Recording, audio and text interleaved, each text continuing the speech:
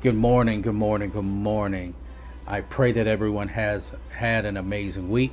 And if you can hear my voice, that tells me that God has kept you, He has delivered you, He has protected you, and He has covered you. And I pray that your Sunday will be just as much filled with blessings as the rest of your week has.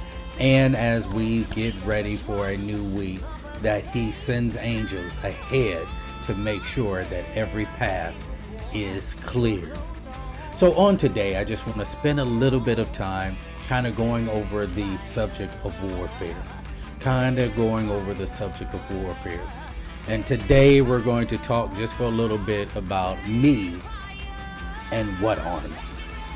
Me and what army. When you think about warfare in the natural sense, you understand that there are heads of command. There are those that follow those commands and execute. And you have to have a certain mindset and a caliber of individual that you know that you can trust at all times when it comes to warfare. It can't be happenstance that things just so happen to happen for you. And there has to be a certain level of confidence that you need to have as a nation, as a tribe, as a people, as a military, however it is that you want to look at it, before you are ready to go into warfare. And I believe in today's time that we need to somewhat take a step back. And we really need to reevaluate those circles that we allow to cover us.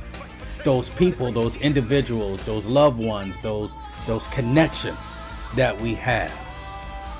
I believe that we need to be truly mindful of what and who we allow to speak in and over our lives.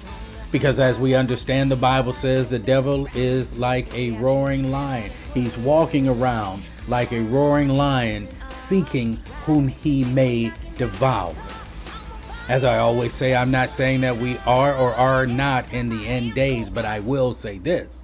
The activity of the devil is increasing, and his pursuit and his determination to trick each and every one of us out of the very will and birthright right that God has given us, that pursuit has intensified to the point that we are, instead of encouraging and giving a ministry of love that Jesus once proclaimed and said is the greatest commandment, we are too busy pointing, blaming. We are too receptive. We are afraid to tell the truth, even though it says that the truth shall set you free. Then we must understand a lot of the things that we allow into our lives, be it the music, be it the things that we watch, and even more importantly, those individuals that we allow to be in our circle. And so I'm going to jump around from Judges 6 and Judges 7. Again, that is Judges 6 and Judges 7. And I want to start really quickly with Judges 6. And let me find the area here because it's very important for us to understand some things. And yes, we're going to be talking about Gideon. We're going to be talking about Gideon. Now, we understand before leading up into this point what God had promised Abraham and how he was going to deliver people and all of these things that were going to happen. And here we find the children of Israel succumbing to the hands of the Midianites. Again, succumbing to the hands of the Midianites. And I believe I'm going to start at chapter 6, verse 12. Yes, chapter 6, verse 12. So Judges chapter 6, verse 12. And it reads, And the angel of the Lord appeared unto him, and said unto him, The Lord is with thee, thou mighty man of valor. And we're going to jump back to this, but I'm going to go ahead and read ahead.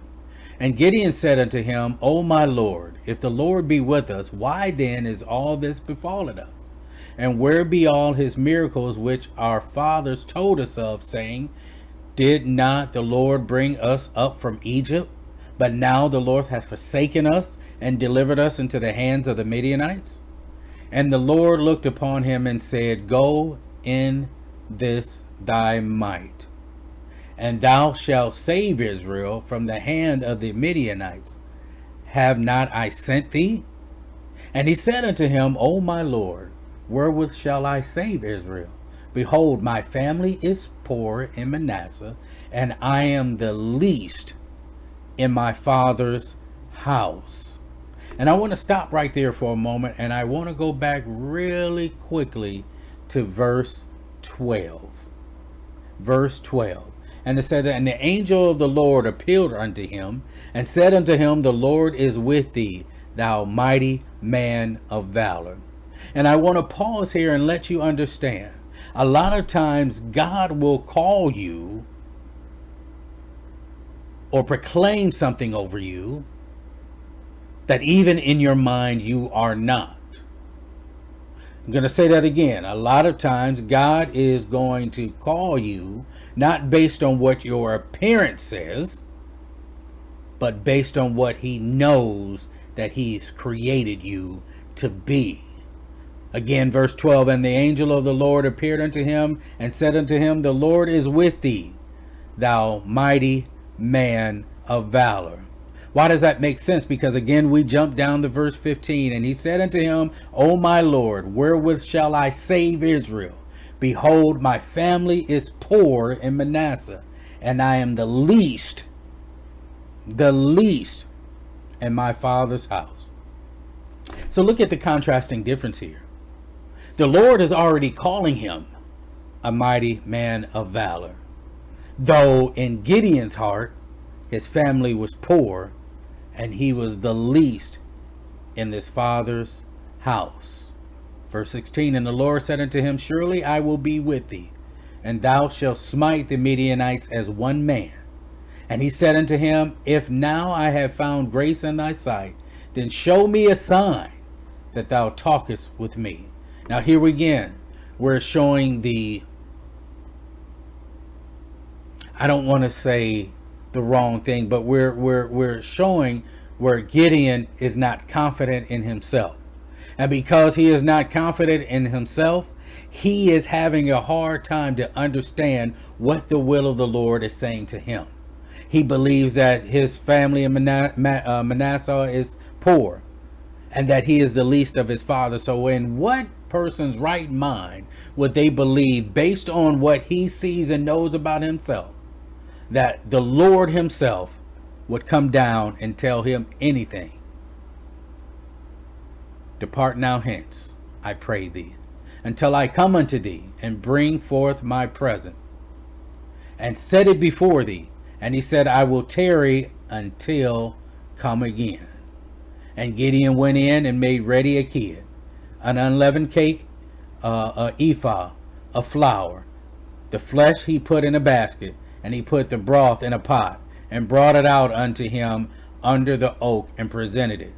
And the angel of God said unto him, Take the flesh and the unleavened cake, and lay them upon this rock, and pour out the broth. And he did so.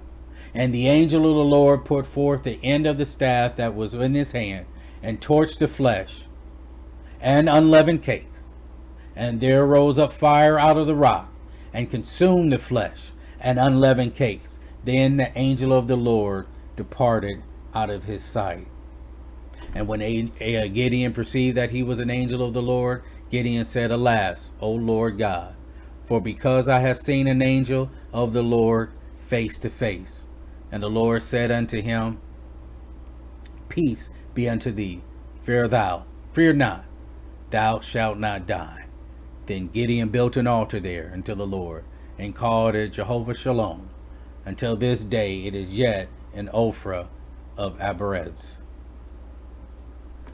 I stopped here because even before we get into the call of the people that we need to go into battle with us, we have to begin to understand the will that God has for our life.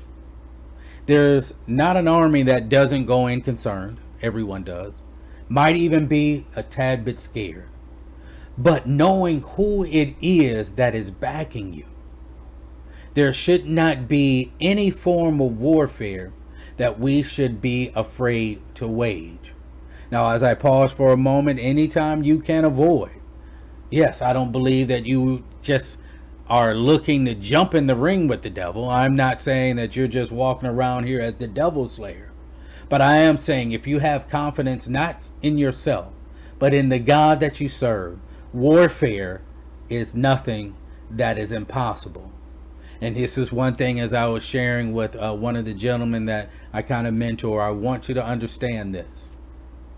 The devil does nothing new. I'm going to say that again. And this is one of the key points in warfare. The devil doesn't present you anything new. He doesn't use new tactics. He might intensify them. He might be a little bit more persuasive, but he uses the same tactics that he used time and time and time again. And we sit here as the weak-waisted, the weak-wristed, the weak backbone Christian, and we shudder and our knees clap together in fear over. Once you think about it, once you really study, the same tactic that he is using to trip you up this time is the same tactic that he used to trick you up last time. If it be your aggression, and the last time you lost your job is because you let your aggression get the best of you. And so he's always going to bring someone or something to irritate you, to bother you, and bring out that aggressive side that makes you speak before you think. Warfare. The devil doesn't do anything new. I'm going to repeat that again. In warfare, the devil doesn't do anything new. It is the same tactics. It is the same, if not the same people, the same caliber of people, the same conversations, the same music, the same body parts, the same everything. Everything is the same.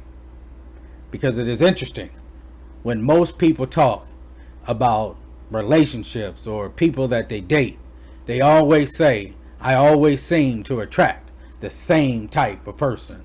And that is because the devil in warfare doesn't do anything new. I know I'm sounding redundant, but I want you to get that in your head. So we walk around here worrying. We walk around here scared. We walk around here questioning. The devil in warfare doesn't do anything new.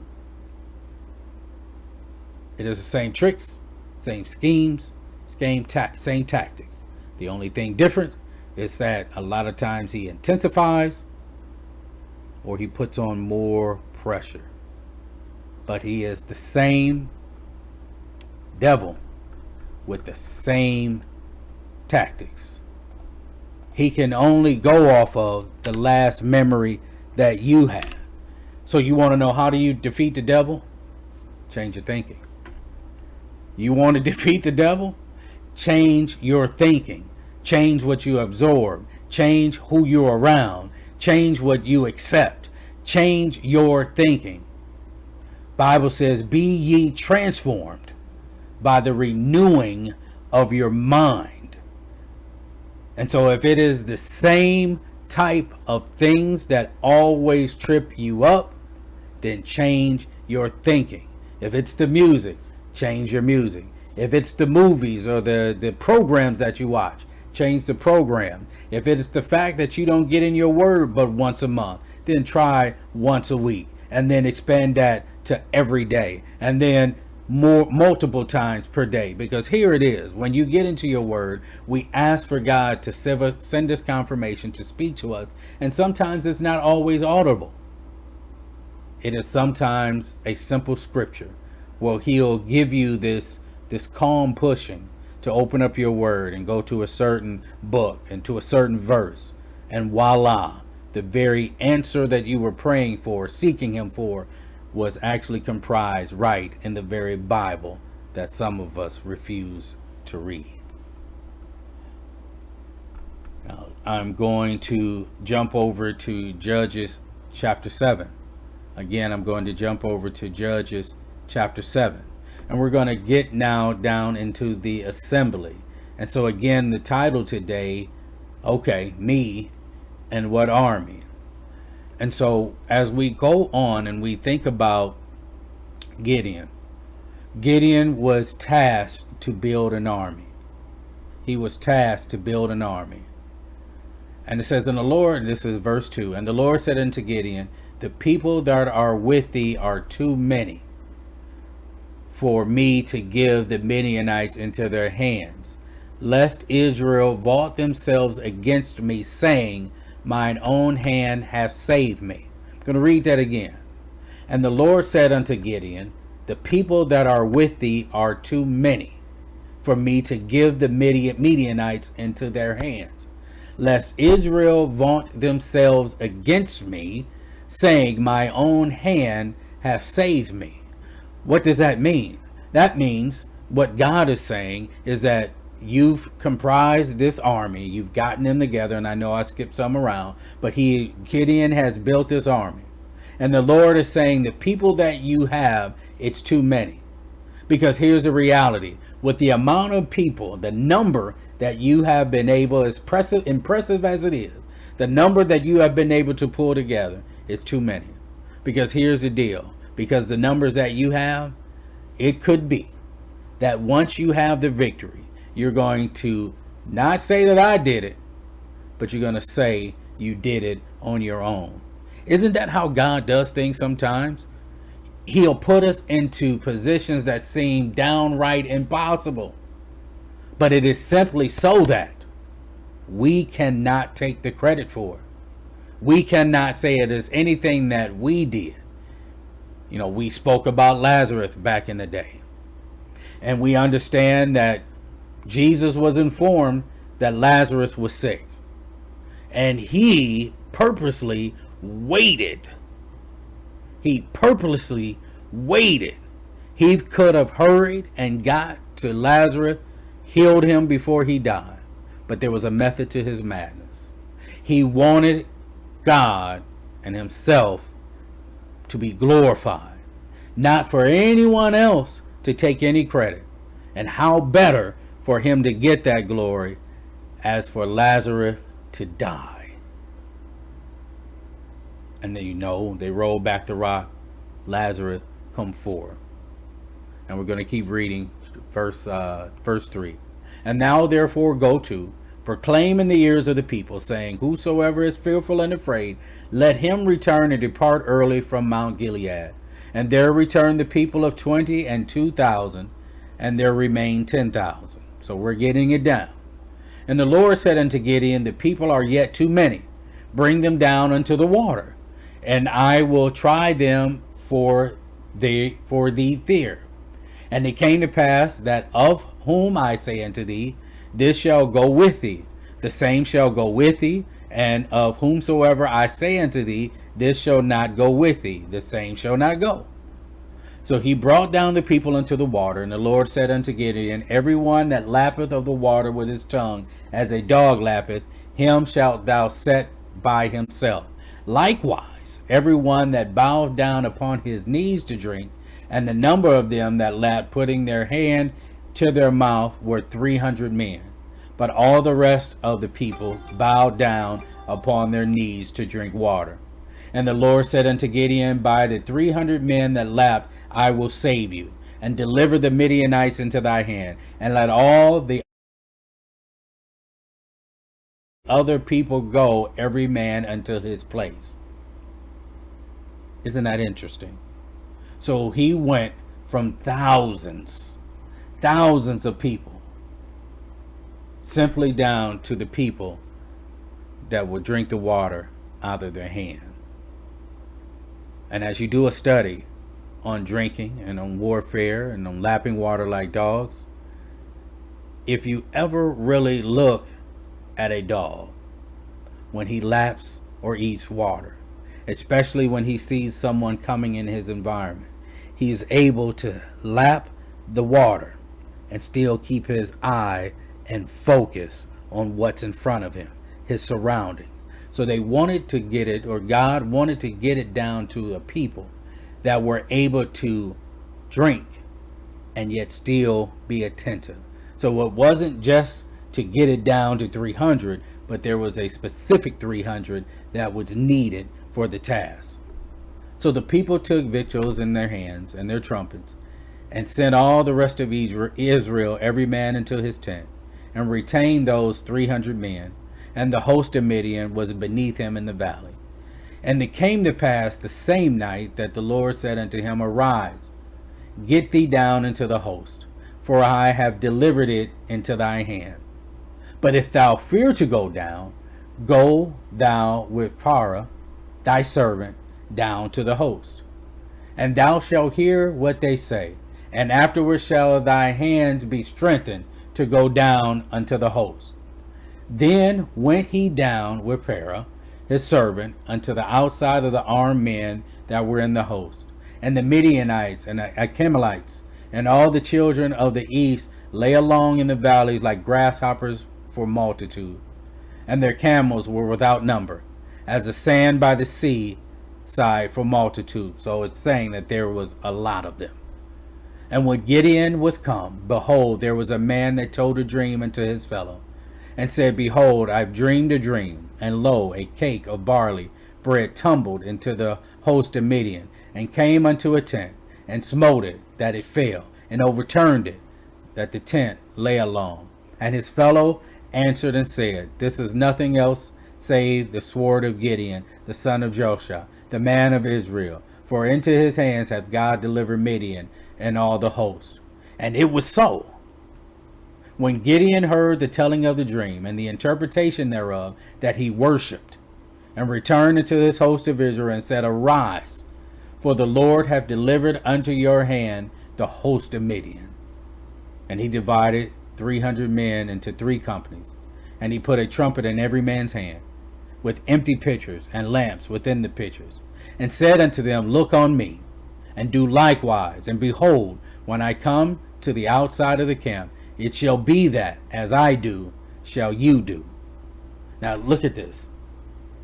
We understand at the beginning when we first started, how Gideon was saying that he was of a poor family in Manasseh, and he was the least of his father's house. And because of the turn of incidents, now all of a sudden, he is gaining confidence. He was able to get the 300 men. He was obedient, though he had to question and try and ask and get confirmation on a lot of things. As you listen here, as we continue in the text, he begins to get bold. And he said unto them, Look on me, and do likewise, and behold, when I come to the outside of the camp, it shall be that, as I do, shall you do. When I blow with the trumpet, and all that are with me, then blow ye the trumpets also on every side of the camp, and say, The sword of the Lord and Gideon. He went from, I come from a poor family in Manasseh, and a matter of fact, I am the least of my father's house, to now 7 verse 18, when I blow with the trumpet, I and all that are with me, then blow ye the trumpets also on every side of all the camp, and say, The sword of the Lord and Gideon.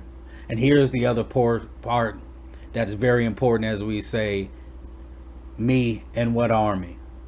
He had to get it down to a point to when they went, and even though they saw camels without number and people that looked like grasshoppers, that he would have a core group that regardless of what was going through his head, as he said do, as he said go, they obediently did it. Verse 19. So Gideon and the 100 men that were with him came until the outside of the camp in the beginning of the middle of watch. And they had but newly set the watch. And they blew the trumpets and broke the pitchers that were in their hands.